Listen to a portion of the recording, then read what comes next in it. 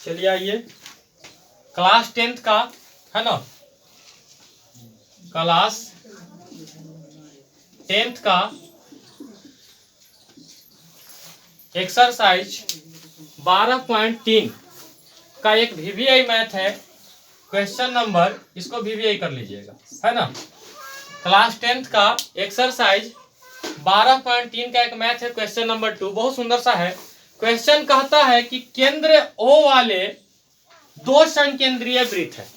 संकेंद्रीय वृत्त कहते हैं जिसका एक ही केंद्र हो, वैसे दो वृत्त जिसका केंद्र एक ही हो। तो देखिए हमको क्या करना है, ये है फिगर, हालांकि प्रश्न में फिगर दिया हुआ था, तो प्रश्न में आकृति दिले है बाबू। अब करना क्या है, इसको छायांकित भाग का क्षेत्रफल निकालना है। तो छायांकित भाग कितना दूर में किया गया है, इसको ध्यान में रखिएगा। छायांकित भाग ये वाला है आपका, है ना।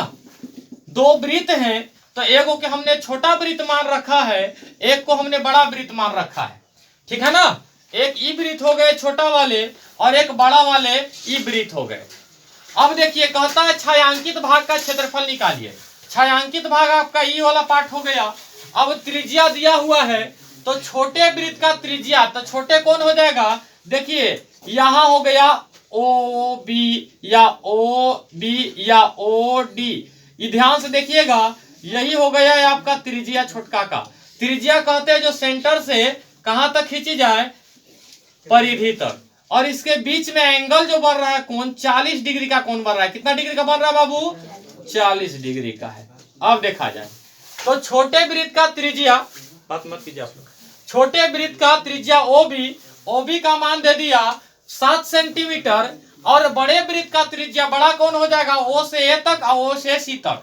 बड़े वृत्त का त्रिज्या ओ ए बराबर हो जाएगा 14। तो एक को हमने R1 माना, एक को R2। कौन दिया हुआ है बाबू, और कौन कितना दिया हुआ है, कौन AOC कहता है, AOC बराबर 40 डिग्री। अब देखिए जो कोण होगा ये 40 डिग्री का, ये बड़े वृत्त के लिए भी होगा और छोटे वृत्त के लिए भी होगा। बड़े वृत्त का भी कोण 40 डिग्री का बनेगा, तो छोटे का भी इतना ही पर बनेगा। हमको निकालना था छायांकित, तो कैसे निकलेगा पहले समझिए। इस भाग को चाहिए, तो हमने क्या किया, ये पूरा भाग का क्षेत्रफल निकाले। ये पूरा भाग का मतलब हुआ कि बड़े वृत्त का त्रिज्यखंड निकाले। तो बड़े वृत्त का त्रिज्यखंड कौन हो जाएगा, ओ ए ओ सी, ये हो गया बड़े वृत्त का। तो पहले पूरा का हम लोग क्या किए, पूरा का हम लोग निकाल लिए क्षेत्रफल इतना दूर का। ध्यान रखिए ओ यहां से चलिएगा तो अगर हो जाएगा AOC, इधर से चलेंगे तो COA, ये बड़े वृत्त का है। तो बड़े वृत्त का त्रिज्यखंड AOC का क्षेत्रफल हमने निकाला, तो त्रिज्यखंड का क्षेत्रफल होता है θ/360 पाई r स्क्वायर। फॉर्मूला पर बैठा है, और थीटा का मान हो जाएगा 40 डिग्री, क्योंकि कोण का मान 40 डिग्री है, तो अतः थीटा का भी मान हो जाएगा, हम कह सकते हैं इसीलिए थीटा बराबर हो जाएगा 40 डिग्री, ठीक है। अब क्या होता है, इस पे बैठाएंगे हम लोग, तो कितना हो जाएगा, θ/360 पाई r स्क्वायर। तो थीटा का मान 40 डिग्री बता 360 गुने पाई का मान बैठा दिए 22/7। जिसको नहीं समझ में आ रहा है यहाँ देखते रहना, तो नहीं, ठीक है ना, हम अपना बोल रहे हैं। तो पाई का मान 22/7 और r स्क्वायर, तो r कह रहा, तो यहाँ देखिए बड़े लिखे हैं, बड़े वृत्त से चलना है, तो बड़े वृत्त से चलेंगे तो बड़े वृत्त का त्रिज्या भी बैठाना होगा। तो बड़े वृत्त का त्रिज्या हो जाएगा 14, तो स्क्वायर है तो 14 गुने 14, 2 बार काटिए, 9 चौका 36, 9 बार में कट गया, 7 दूनी के 14 यहाँ कट गया। ऊपर क्या बचा, 22 गुने 2 गुने 14, तो 22 दूनी 44 गुने 14, और नीचे बच गया 9। यहाँ तक कोई प्रॉब्लम नहीं। अब क्या किए, 14 और 44 को इसको गुना किए, है ना बाबू। इसको 14 44 यानी 44 14 को जब गुना करते हैं तो 916 बटा कितना आ जाता है, 9 सेंटीमीटर। अब ध्यान रखिएगा, ये जो तुम्हारा निकला ना बाबू, ये निकला बड़े वृत्त का, क्या निकला, बड़े वृत्त का निकल गया त्रिज्यखंड। अब हम लोग चलेंगे छोटे वृत्त से। तो छोटा वृत्त आपका ये वाला भाग है, मेरा हाथ पे ध्यान दीजिएगा, अभी फिलहाल पेन पे है ना, ये वाला। तो छोटे वृत्त का त्रिज्यखंड निकाले, क्योंकि हमको चाहिए छायांकित का। तो छायांकित कैसे निकलेगा, बढ़का में से छोटका को घटा लेंगे, आ जाएगा। यानी बड़े वृत्त का त्रिज्यखंड में से छोटे वृत्त का त्रिज्यखंड निकाल लिया जाएगा, तो छायांकित भाग का क्षेत्रफल मालूम हो जाएगा। तो हमने क्या किया, फिर छोटे वृत्त का निकाला। ठीक उसी प्रकार जैसे हम लोग बड़े वृत्त का निकाले थे, तो बड़े वृत्त का निकाले फॉर्मूला तो सेम रहेगा बाबू, बड़े वृत्त के लिए भी और छोटे वृत्त के लिए भी। तो छोटे वृत्त का त्रिज्यखंड निकाले तो सबसे पहले ध्यान रखा जाए कि छोटे वृत्त का त्रिज्यखंड कौन हो जाएगा, तो BOD। ऐसा क्वेश्चन एग्जाम में आने की संभावना है। तो छोटे वृत्त का त्रिज्यखंड हो जाएगा, अब देखिए तो इसका फॉर्मूला बैठा दिए, तो फॉर्मूला क्या होगा, सेम होगा, थीटा बटे 360, थीटा बटे 360 पाई आर स्क्वायर। अब इस पे बैठा है तो थीटा का मान देखिए, बड़ा के लिए भी थीटा का मान 40 डिग्री और छोटा के लिए भी 40, तो 40 बटा 360, पाई का मान बैठा दिए।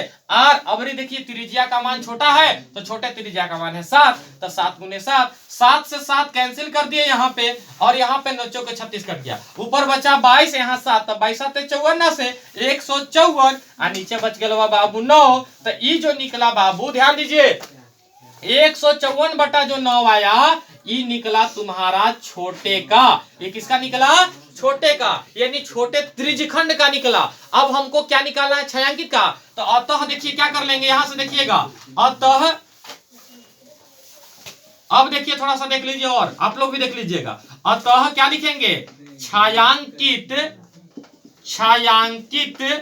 भाग का क्षेत्रफल बराबर, छायांकित भाग का कुछ निकालना है क्षेत्रफल। तो हम क्या कहते हैं, छायांकित कैसे निकलेगा, बड़का में से छोटका कुछ कर देंगे, घटा देंगे। तो छायांकित बराबर हो जाएगा, बड़का में से छोटका घटा दीजिए, तो बड़का का त्रिज्यखंड, यानी कि हम क्या होगा, बड़का का त्रिज्यखंड कितना है 616 बटा 9, और छोटका का कितना है बाबू 154 बटा 9। तो कुछ नहीं कीजिए, अगर लिखना चाहते तो लिख के घटाइएगा, अगर लिखना चाहते हैं तो लिख लीजिए, यहाँ पे लिख लीजिएगा बड़े वृत्त का त्रिज्यखंड का क्षेत्रफल माइनस छोटे वृत्त का त्रिज्यखंड। अगर डायरेक्ट बनाना है तो डायरेक्ट लिख सकते हो, इसका वाला इसको में से यानी बड़का में से छोटका को घटा लीजिए। तो बड़का का कितना निकलन है, बड़का निकल गया कितना हो 616।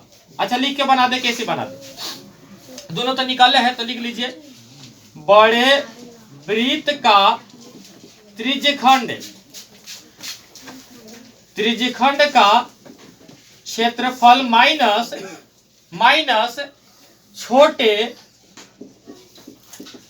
वृत्त का त्रिज्यखंड का क्षेत्रफल। पेन भी धोखा दे रहा